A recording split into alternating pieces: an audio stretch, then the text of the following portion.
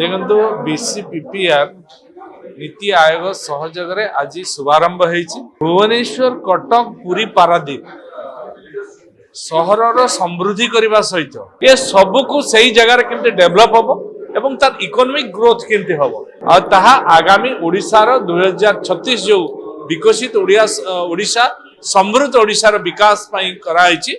देखंतु बीसीपीपीआर नीति आयोग सहयोग आज शुभारंभ होईछि। एक बही मध्य प्रस्तुत होगी आज उद्घाटित है माननीय मुख्यमंत्री द्वारा।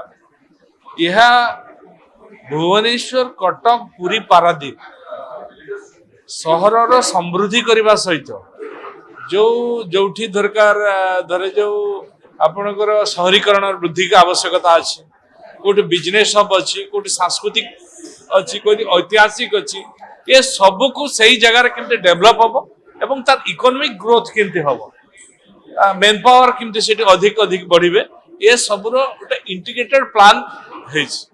आगामी ओडिशार 2036 जो विकसित ओडिशा समृद्ध ओडिशार विकास पई कराइछि।